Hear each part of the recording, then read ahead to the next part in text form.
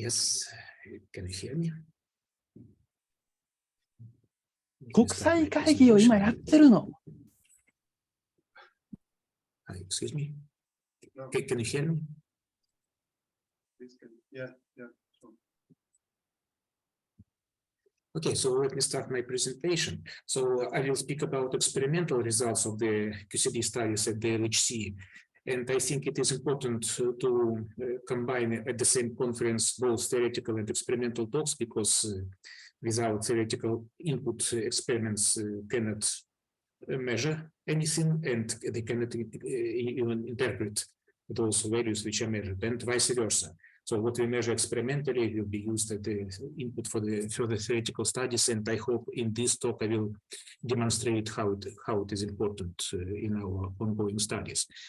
So I'm presenting the ACE collaboration. This is one of the LHC experiments which is dedicated especially for the heavy ion studies. And let me start. So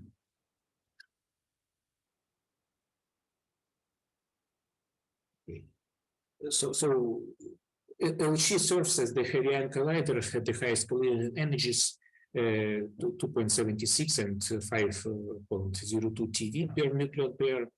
And we have extensive studies at the largest LHC experiments, ELISAP and Siemens, since 2010. LHCb, because LHCb is mainly devoted to the heavy flavor studies, but recently in round 2, LHCb also started to study heavy ion collisions, not lead-lead collisions, but at least proton-lead collisions, which is the part of the heavy ion studies at the LHC.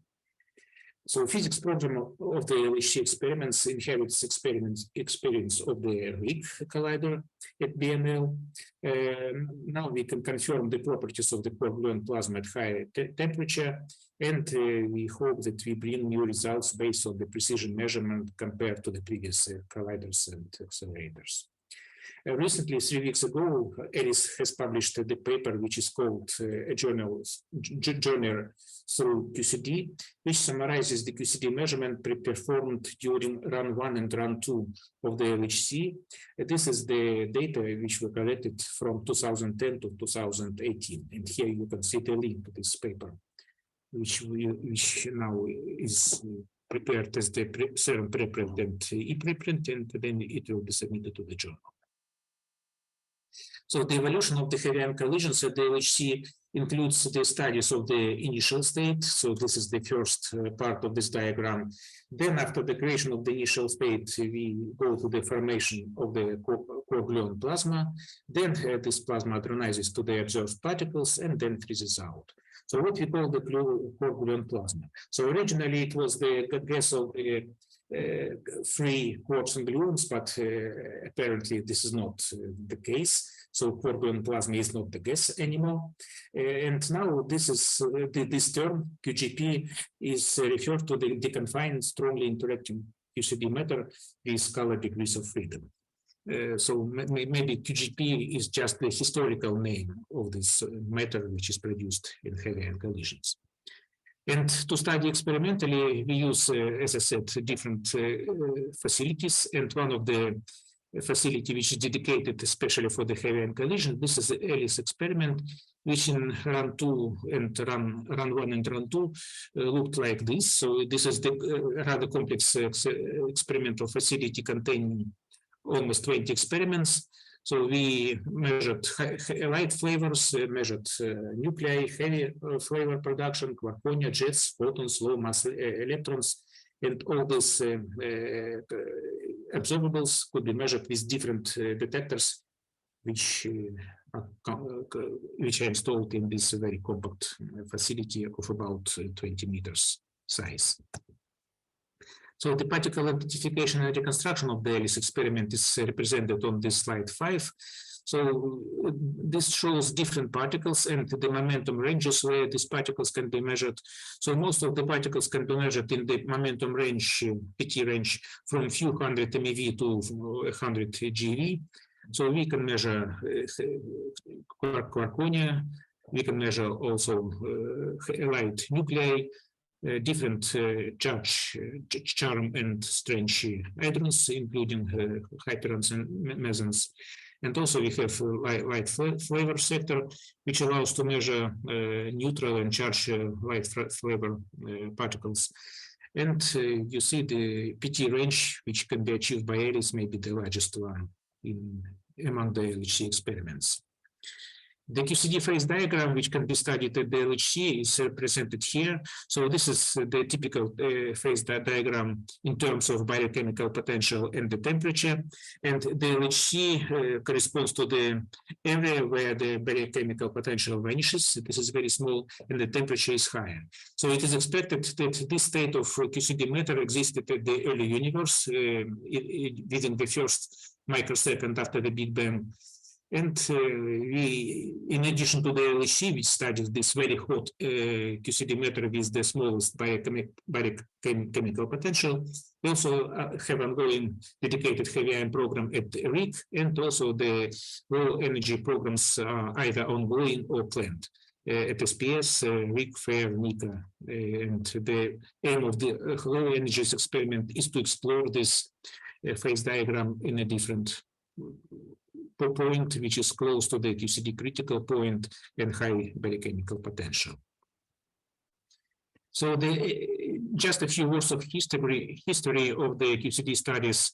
So the first studies of the QCD matter have been performed at SPS, and in 2007 published the press release of 7 experiments at SPS, which is called New State of Matter created at CERN. And it is true to say that no one experiment was enough to give the full picture of the QCD matter which is produced in heavy ion collisions at SPS. And only combinations of all 7 experiment results give us the information what was really produced in heavy ion collisions. And one of the key points which were measured by the SPS, this is the strangeness enhancement. So we can confirm that strange quarks are really produced in QGP, and strange hadrons are described by the thermal models. And this is measured via the production of the strange hyperons, lambda, psi, and omega. And with the increase of the number of colliding nucleons in the colliding nuclei, we see the enhancement of this yields of the strange hyperons. So another signature of the quark-gluon plasma, which was reported by SPS, was the germanium suppression. And originally, it was attributed to color forces between C and anti-C quarks in the quark-gluon. So the next facility was RIC. So I cannot switch on the slide.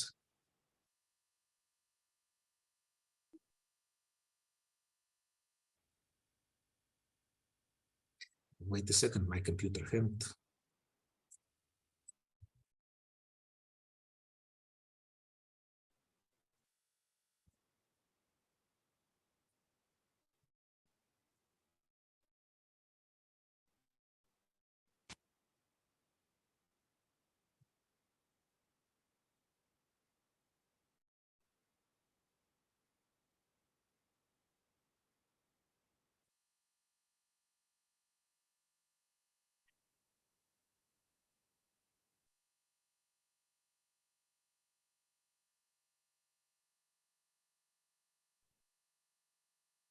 I apologize for technical problem, but I have to start sharing once more.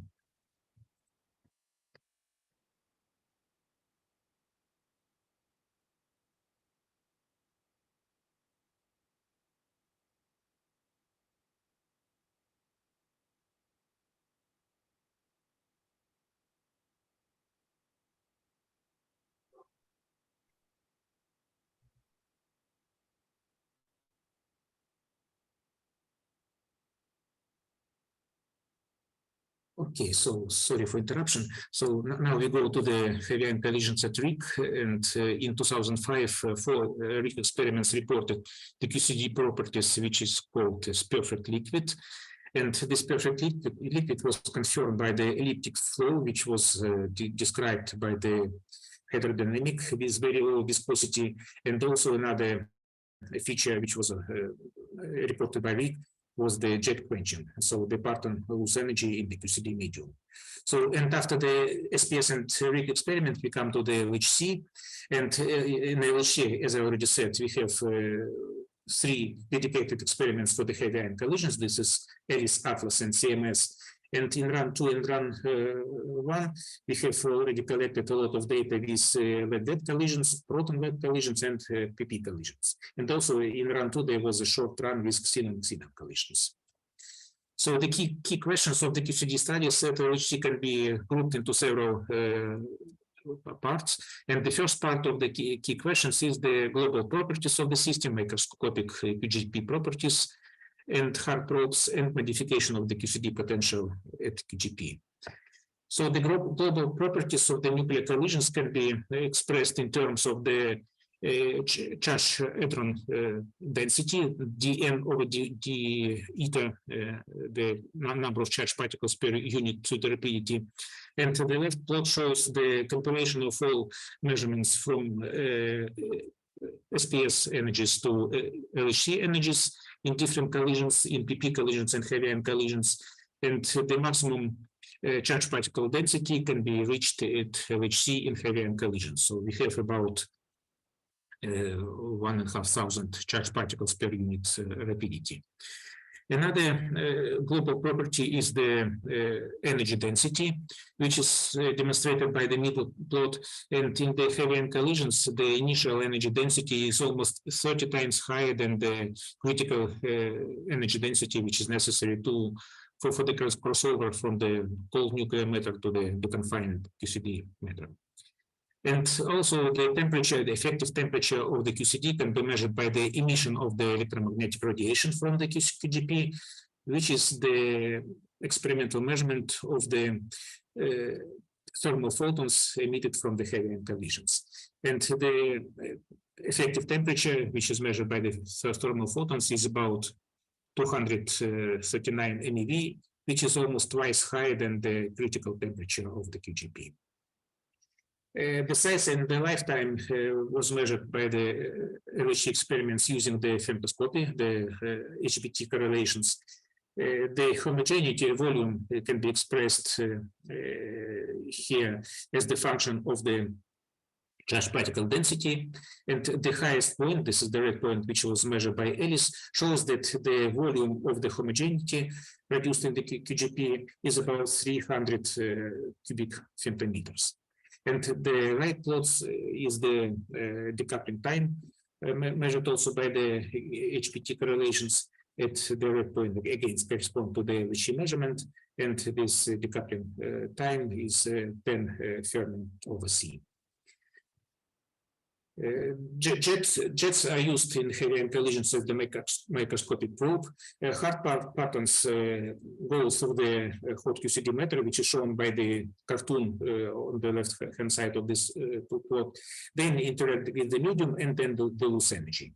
So the loss of energy can be observed as the suppression of the hadron and jet spectra in heavy ion collisions compared to proton-proton collisions, which is demonstrated by these two plots. And from these plots, we can conclude that the energy loss in the QGP matter produced in the LHC, the LHC energies is about 8 GeV.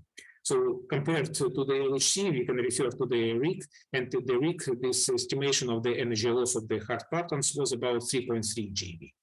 So it means that the matter in the LHC is much denser and the temperature is higher, which leads to the higher energy loss of the hard partons.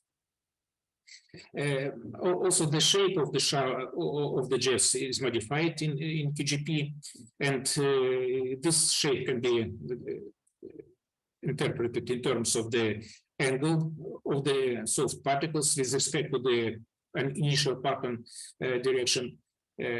which is demonstrated by the left figure. And if you compare the distribution of this angle of the soft particles with respect to the jet axis, we see that the jet in the heavy ion collisions is more collimated. So it indicates that the jet energy loss suppresses right angles of the jets, and particles go closer to the initial axis of the original hard particles. Heavy flavors also lose energy in heavy ion collisions, and this was demonstrated by the suppression of the D mesons in lead collisions measured by the LHC experiment. Hard scale for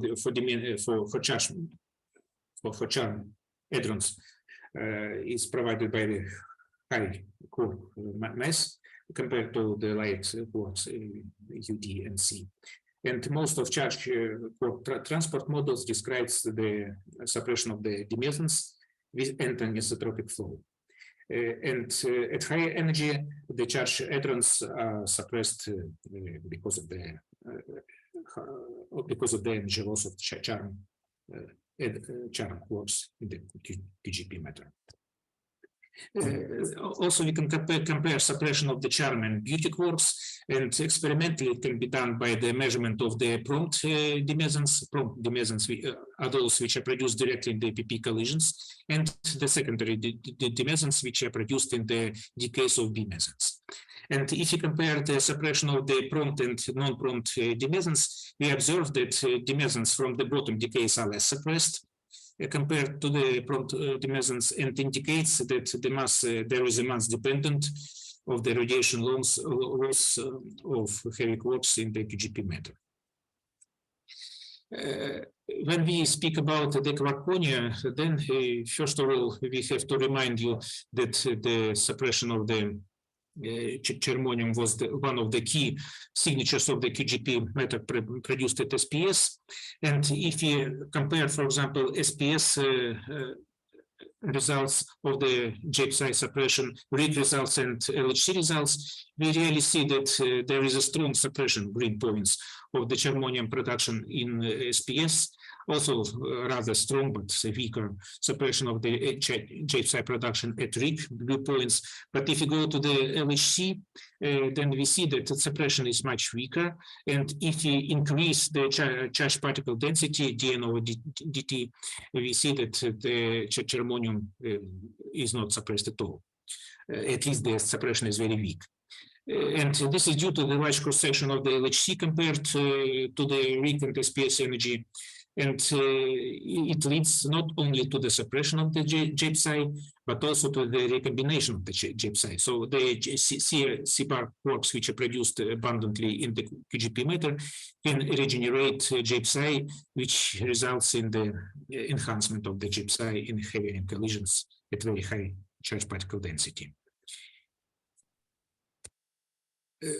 Then, studying quarkonia, we have to distinguish quarkonia with large binding energy and excited quarkonia.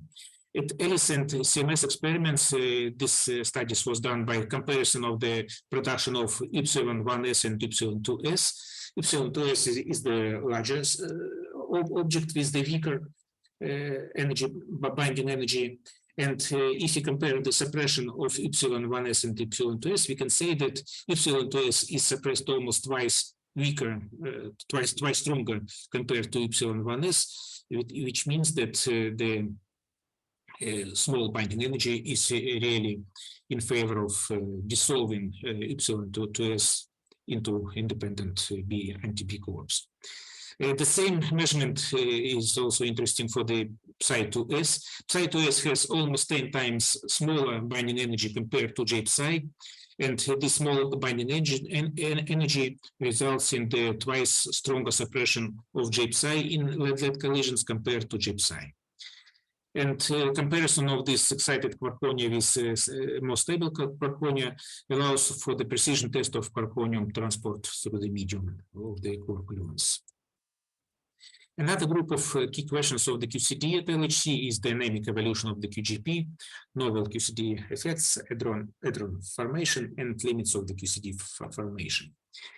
So these studies are based on the measurement of the azimuthal anisotropy. This is so-called flow, and this flow was measured by for different particle species from light flavors, pK, and protons, and also to the strange particles, including strange hyperons.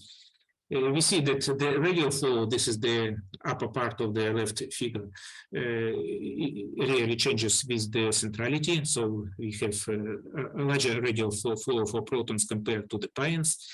The bottom part of the left figure is the value of the integrated V2. So this is the azimuthal flow.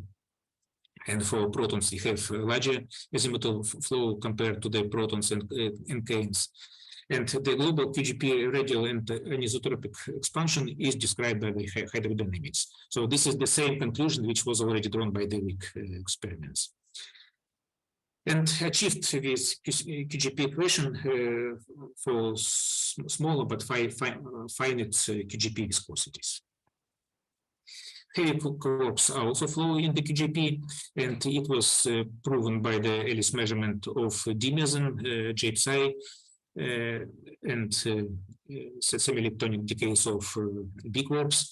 And in fact, everything flows. And finite values of the JPSI V2 provides an ambiguous signature of the charm flow. And bottom quarks also flow, and everything can be described by the hydrodynamics, assuming the Brownian motions of the quarks in the QGP matter, and also the thermodynamical properties of the QGP matter. Also, we studied the vorticity of the QGP matter.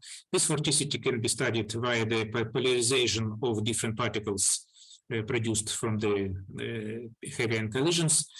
First of all, the polarization of lambda hyperons was studied, and the left plot shows the dependence of the lambda polarization from low energies at SPS and star to the higher energies at LHC. At smaller energies, where square root of S was about from 10 to 200 MeV, the polarization of lambda was rather significant, but with the increase of colliding energy, the temperature of QGP increases and the polarization vanishes. So it is confirmed by the theory which predicts that with the increase of temperature of the QGP, lambda polarization should vanish. For the vector mesons, we studied the spin alignment for different particles, and in particular for the K star vector meson, we see that the spin alignment, rho 0, 0 component of the spin matrix is not 0, and this is in contradiction to the theoretical predictions. Again, theory predicts that at higher temperature, the spin alignment of vector meson should vanish, but it is not consistent with the observation of the experiment of the K star polarization at ELIS. Also, the hadron formation was studied in the QGP. In fact, we have already studied almost all possible particles from light flavors, pions, cations, and protons, till the light nuclei, including deuterium, helium-3, and even hyperstatium. And the hadron and light nuclei yields are described by the statistical model, and assuming that the temperature of the QGP is 165 MeV, we have a very good agreement of the thermal model predictions of the particles yields with the real experimental measurements. And you see that we have very wide range of the particle yields, or almost 10 orders of magnitude. And for all particles, we have this very good agreement of this thermal model with the experimental measurement. So this is the total yield. And now from the total yield, we can go to the microscopic hadron formation. So this is the PT dependence of different hadrons produced in ELIS. And the ratio of the protons to pions in PP collisions in different centralities is shown on this slide on the left figure. And to describe this PT dependence of the proton to pion ratio, we have to introduce the quark coalescence model, which requires light and heavy flavor, which correctly describes the ratio of the light and strange hadrons, and also the flow is described by this quark coalescence model. At high PT, only fragmentation dominates in the ratio of the protons to pions, and this is also in a good agreement with the theory. And many observables in LHC experiments imply temperatures greater than KGP transition temperature, and this plot shows different observables as a function of the temperature. For example, hydrodynamic stage requires the assumption of the temperature from 150 MeV to almost 800 MeV. And the resonance yields and different pion emission times indicate that we have a prolonged and complex hadron gas state, which is produced after the KGP formation. We studied not only the heavy ion collisions, but also we studied the LHC so-called small systems. So small systems, this is the systems where we have not very large number of colliding nuclei. And it is studied in the proton-proton and proton-lead collisions. These two pictures shows the typical proton-proton collisions with normal charge particle density, the left plot, but in rare cases, the same proton-proton collisions can produce events with very high multiplicity, which is demonstrated by the right plots. And studying these high multiplicity events, we are trying to answer the question, do such high multiplicity events have anything to do with deconfined gluon matter, or is it just normal cold matter produced in small systems? So first of all, we studied the strangeness enhancement in small systems, and this strangeness enhancement can be studied in terms of the ratio of different strange particles to the pions, which is demonstrated on these plots. And on this plot, we have combined results from all colliding species from proton-proton to proton-lead and lead-lead collisions. For example, green points correspond to proton-proton collisions, blue points is proton-lead collisions, and red points is heavy ion collisions. And we see that the particle ratios depends on the number of charged particles per unit pseudo-rapidity rather than colliding species. So we have very good evolution of the particle ratios as the function of the charged particle density. And we observe the increase of fields of strange particles. It is demonstrated by, for example, the ratio of strange hyperons to the pions as a function of charged particle density. So we observe the increase of yields of charged particles relative to the pions. The highest multiplicity ratio is achieved in proton-proton collisions, but also in proton-lead collisions and PP collisions, we have the same behavior of the strangeness enhancement as we saw in lead collisions.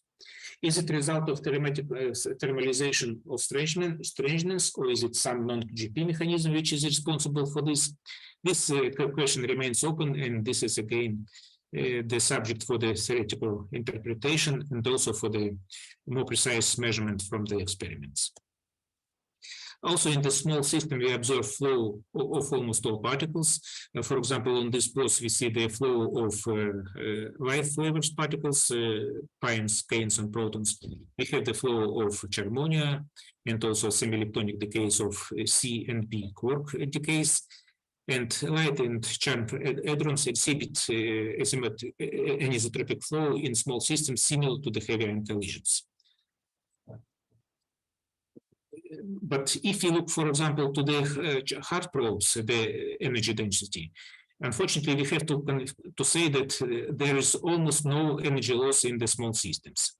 So jets distribution show no significant difference between low and high multiplicity in proton-lead collisions, but nevertheless, we still can say that there is very small energy loss of hard partons produced in small systems.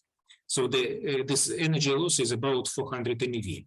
You remember that a few slides ago, I said that in left collisions, we say that the parton energy loss is 8 MeV, and now in small system, we can say that the parton energy loss is smaller by almost a factor of 20 compared to energy loss in heavy ion collisions.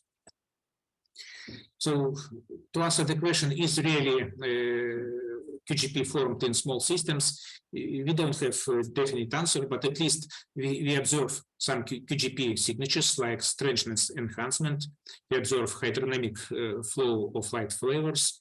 We also observe the heavy flavor flow, and we observe the suppression of loosely bound quark-gluons in small systems.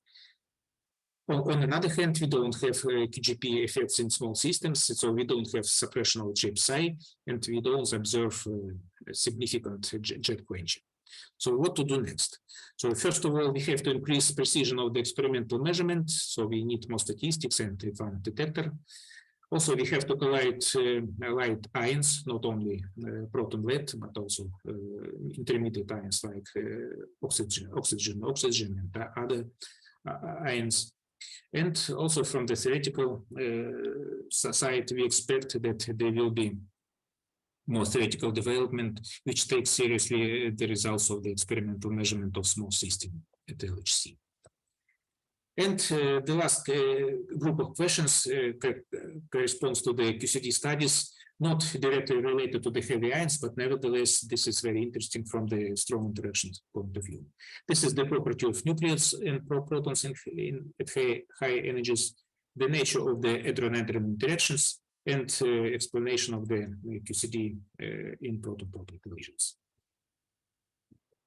First observable is the probe of the photons, probed by the photons of the nucleus and proton.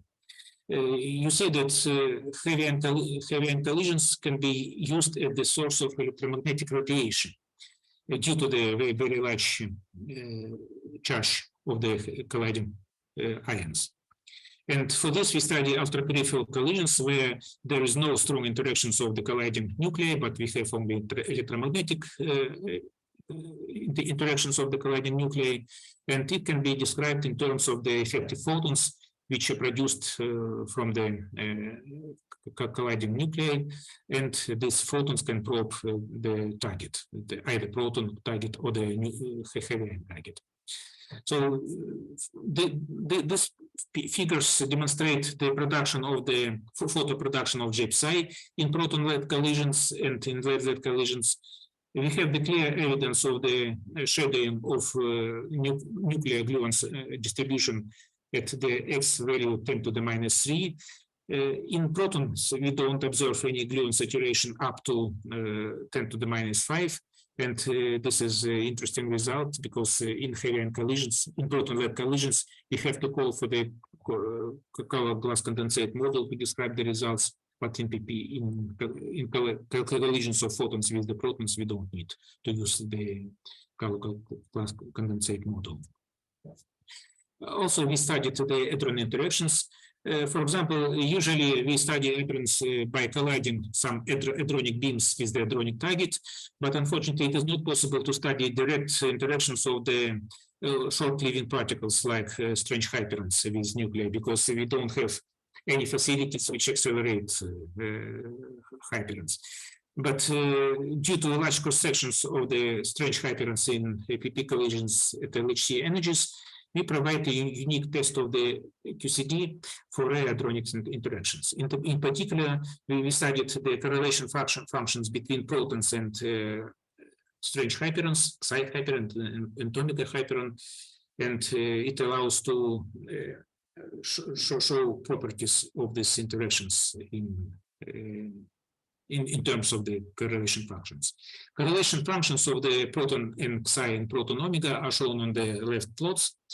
And using this correlation function, we can come to the interactions of the hyperons and nucleons, which is a key ingredient for the understanding of the composition of the nuclear stars, neutron stars, which are the most dense objects in the universe.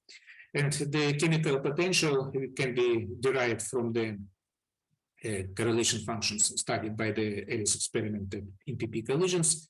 And this energy, this chemical potential of the hyperons produced in the inner core of the nuclear stars as a function of energy density is shown on the right plot. And the strength of the proton-hyperon interactions influence the equation of state of the neutron stars.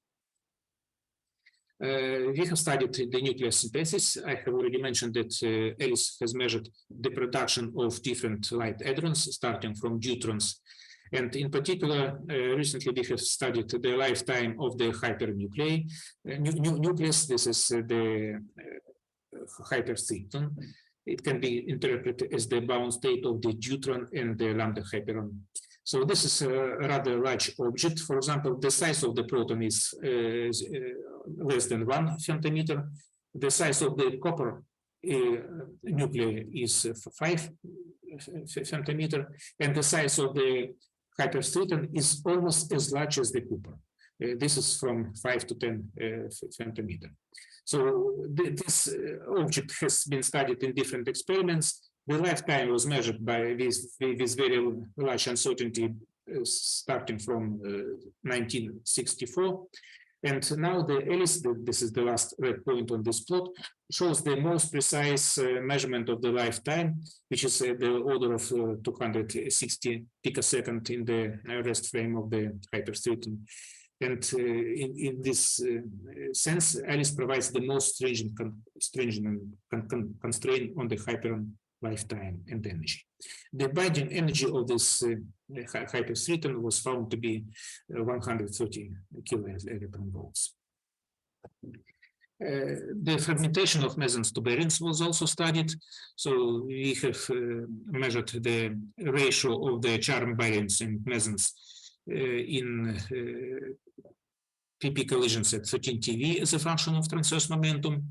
Apparently, this ratio of the baryon to meson ratio cannot be described by the fragmentation model, which were tuned previously based on the results from the plus or minus collisions. Almost 30% of charm hook works adronize to baryons in PP collisions. And you can conclude that in PP collisions at LHC energy, we have several partons created in the multiple parton interaction, unlike E plus and minus collisions. And then we have to introduce color reconnection to describe the ratio of the baryon to meson production. And this is the new feature, which is observed at LHC until it was not observed at smaller colliding energy and in E plus and minus collisions. So this is almost all of my presentation, and to conclude, I will list again the results of first 10 years of experimental measurement of heavy ion collisions at LHC. So we really observe high temperature QCD. It is done by extensive progress of the QGP energy loss. We have studied the charm and germanium production mechanism using experimental facilities on the LHC experiments.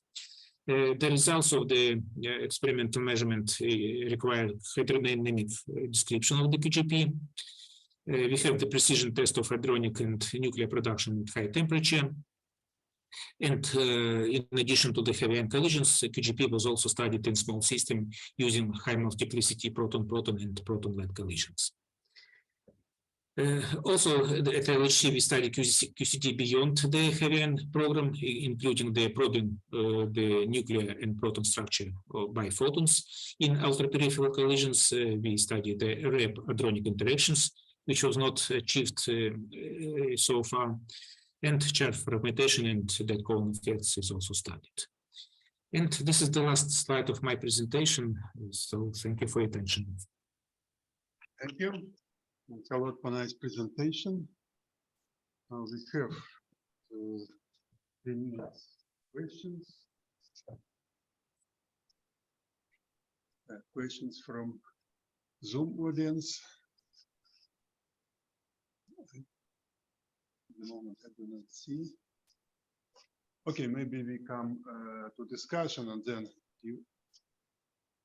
during discussion, during this session, we will ask also Yuri some questions.